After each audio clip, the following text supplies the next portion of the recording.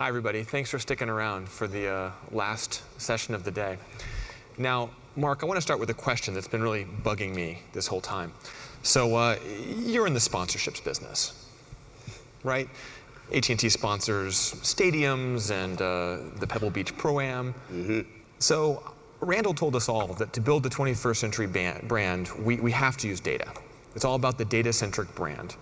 So, you know, why would you be so dumb as to sponsor something, you know?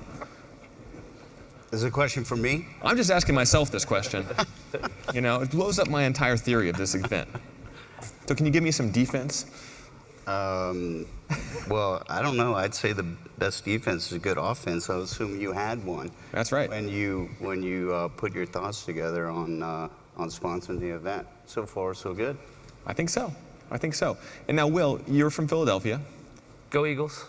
E-A-G-L-E-S. Yes. Yes. Yeah. All right. Yeah. Yes. Okay, now we're warmed up. So let's get into it. So what I want to understand is, what is the actual problem we're trying to solve here?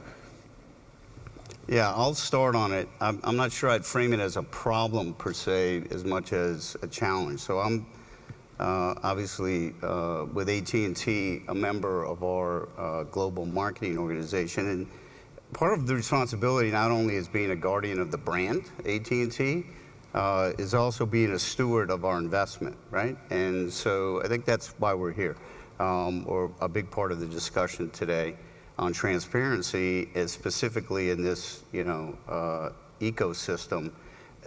Quite simply, Brian, as we've been discussing earlier today, we have embarked on a mission here to verify and to validate our investment, right? To verify simply who is charging what for what in the chain, and validate ultimately what value might be derived by the charge. It's that simple. We have partnered with people like Amino, we've announced that yesterday, to help us with the best technology that we can get our hands on right now to achieve that. And at the end of it, right, after we've verified and validated, we're just trying to maximize our investment, you know, our working media dollar investment at the publisher level. That's it. So, Ryan, you phrased it as a problem. You phrased it as a challenge, Mark. I want to rephrase it as an opportunity. So when AppNexus sponsors this amazing event, or you're sponsoring a stadium or you know, a golf tournament, you know what you're getting, and you have a close relationship with the supply source, that value. As we've moved more budget into online advertising and programmatic, in particular, the buyer and the publisher have gotten more and more distant. The opportunity with a transparent supply chain is to couple the efficiency of programmatic spend with the relationship all the way down the supply chain with the vendors in much the same way you would have in a traditional purchase. And so I think that is an extremely powerful opportunity in front of us in online advertising. Right. I think at the core here, you know, this separation that you mentioned and referred to, for us, I'm not assuming anything, right, as we get into this. But for us to assess value in each stop along the track, I have to actually have the footprints, if you will, right, to assess value, you know, derived by each one of the stops. I know that you guys are going to help us with that. I know we're looking at other ways to also validate that, and that's really all we're trying to achieve here.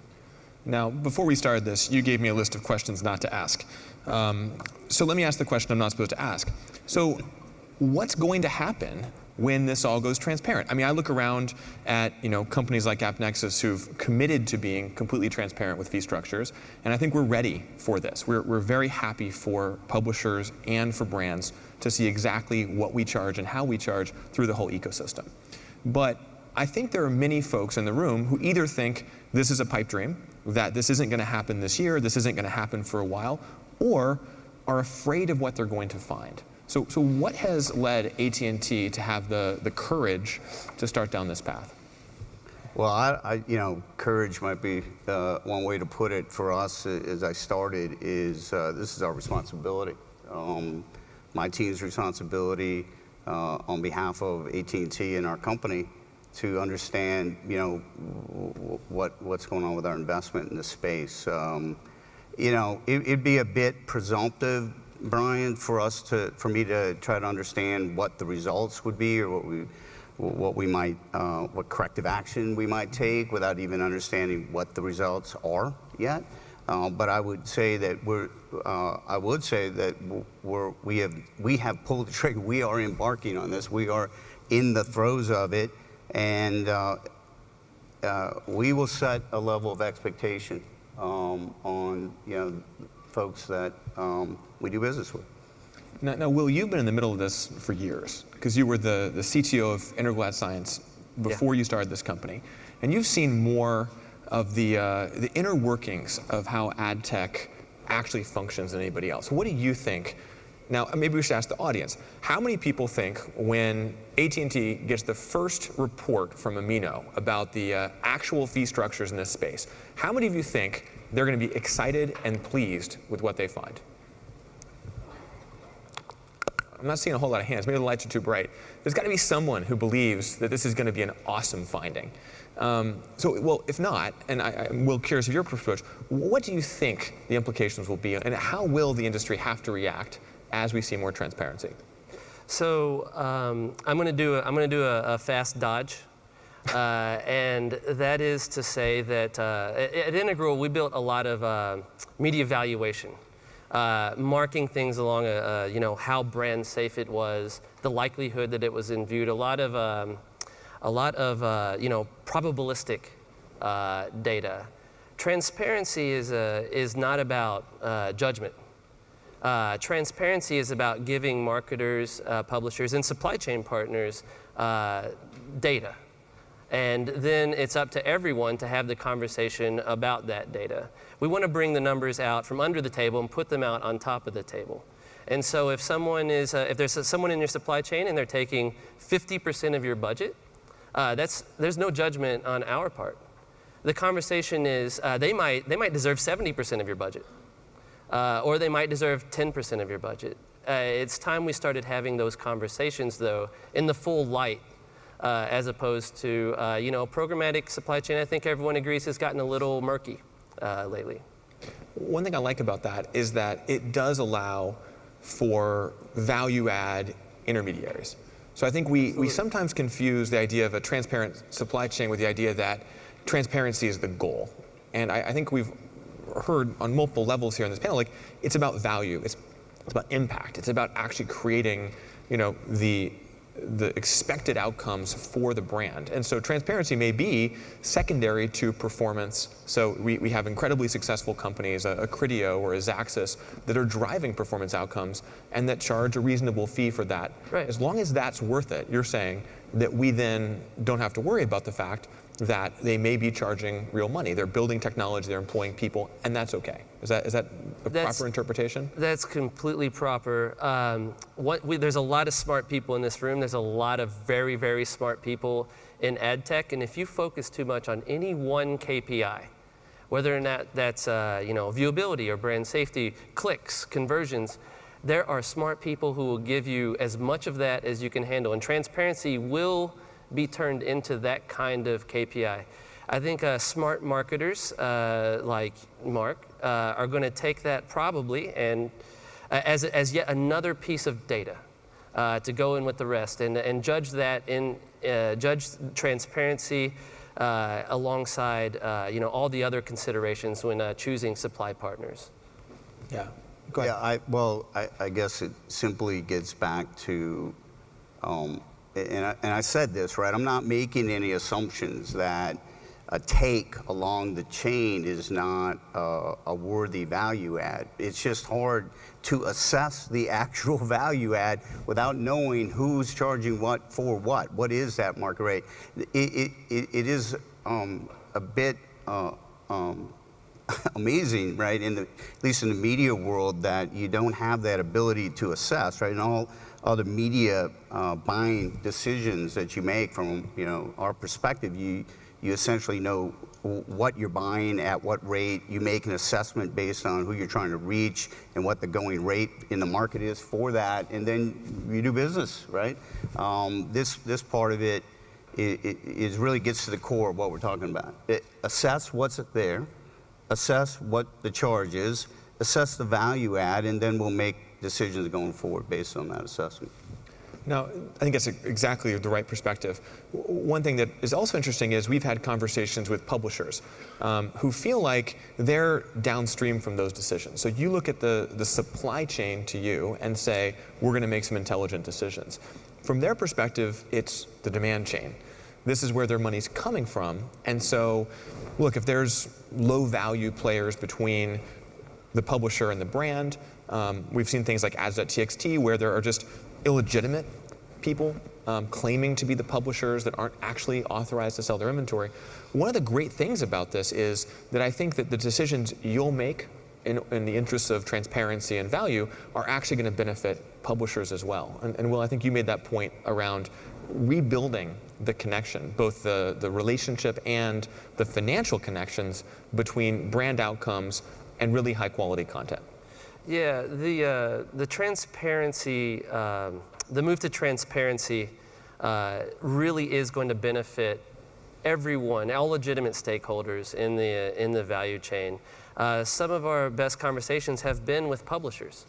Publishers who've seen the problem and done things like bought their own inventory and tried to figure out what percentage actually made it back into their pocketbooks.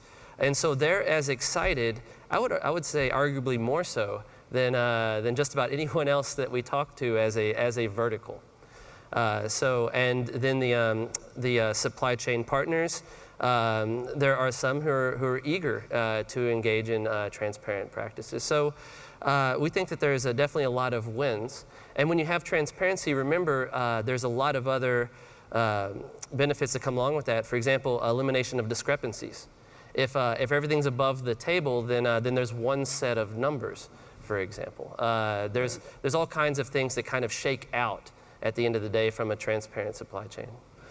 So I'm convinced that this is absolutely the direction this industry has to go. But I've heard a number of people say, going back to my pipe dream concept, is that this isn't going to happen now. And so, Will, Amino's made a lot of traction. I don't think AT&T is the only brand that is starting to actually use your technology. How real is this? And do we need a new technology or to wait for some kind of technological revolution for this to actually be possible? Well, I can tell you it's quite real, quite live today. 6 of the top 10 programmatic spenders are live or are about to go live on the platform. And so we're happy to talk with anyone. Publishers, supply chain partners, advertisers, and you can be up and live and tracking transparent information in as little as a week. Wow.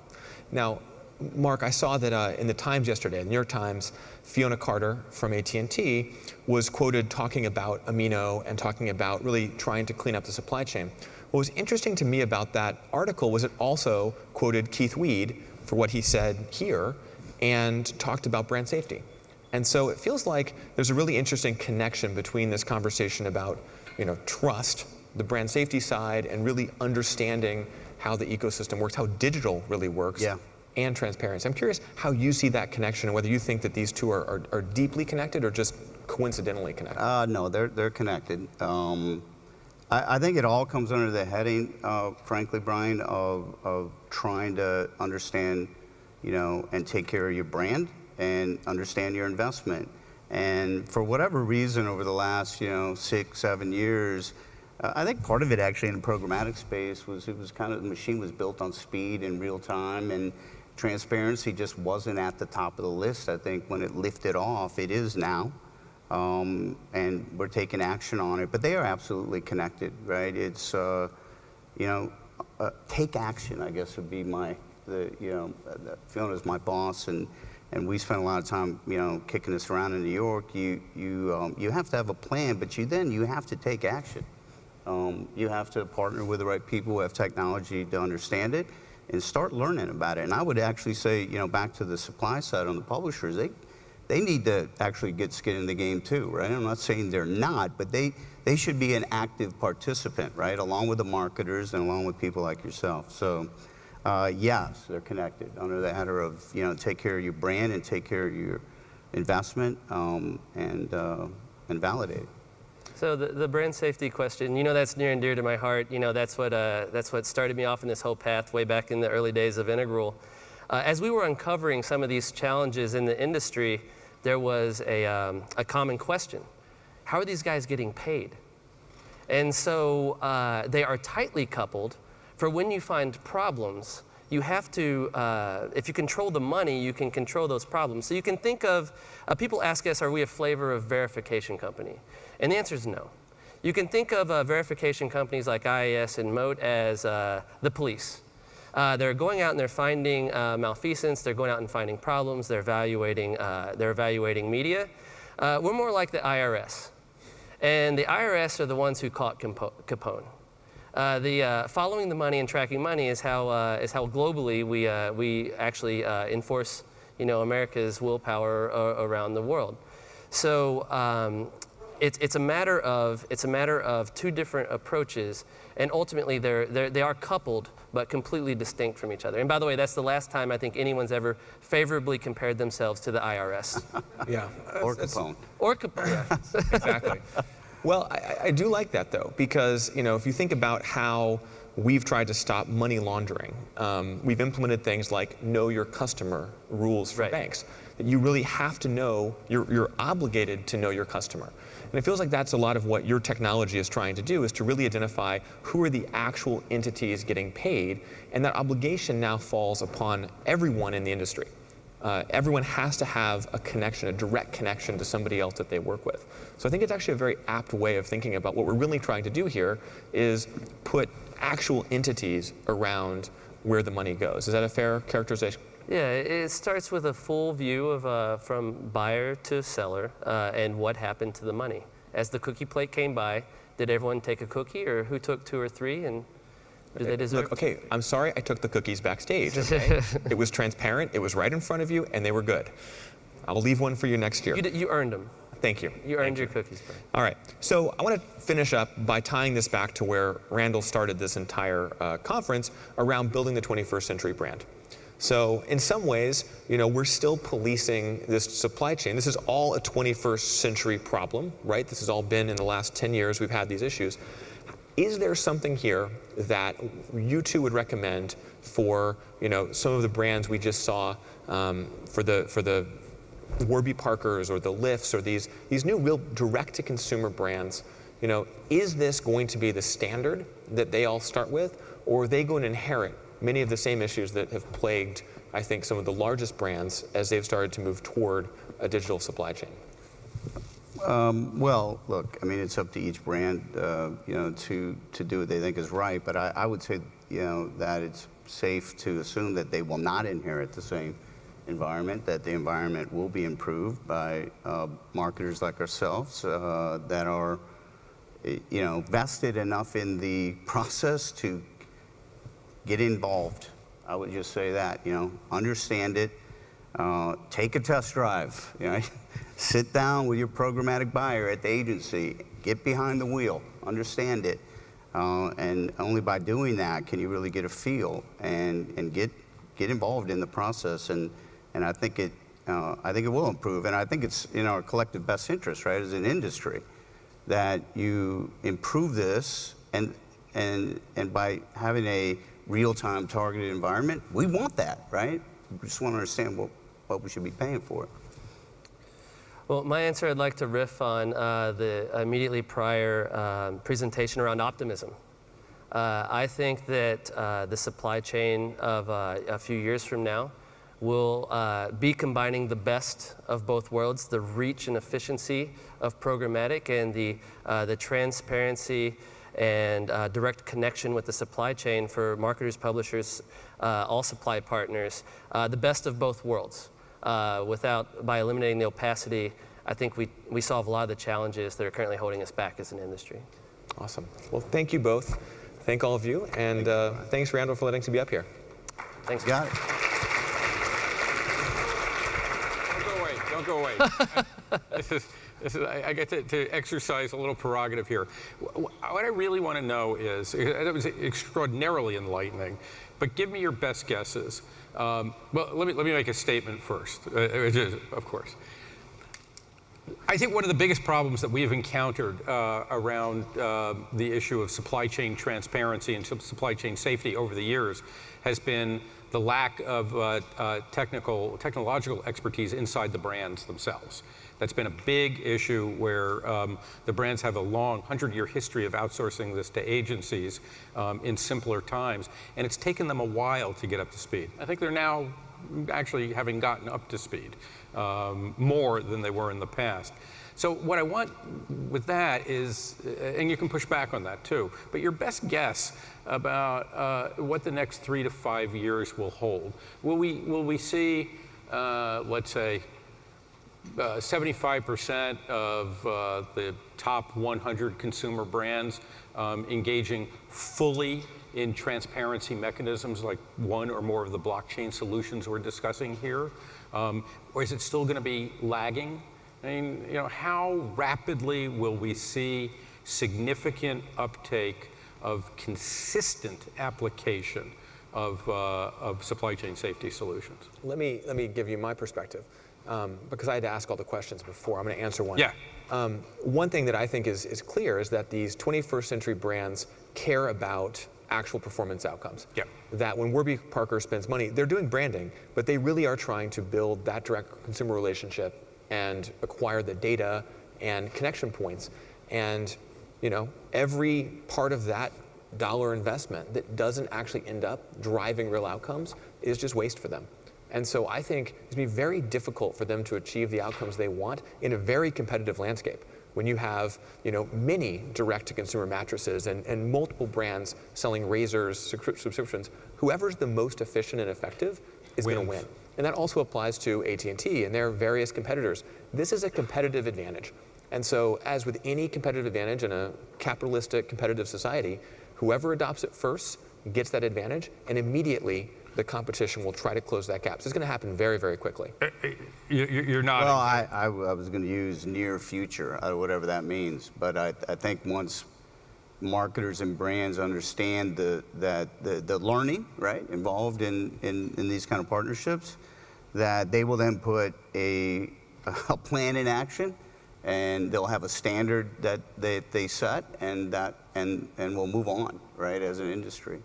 This is the only challenge that the advertising and marketing industry's faced in 50 years, so I think we'll move forward on it. Well, there's something really profound in what you're saying, honestly. It's that, and this is the way I would kind of summarize it, that in an impressions-based economy, one that's about, fundamentally generating awareness and then in an indirect process, kind of getting people to go to a store, you're acculturated, accustomed to a degree of waste. It's not that, there's going to be a certain degree. You just want to have less waste than your competitors.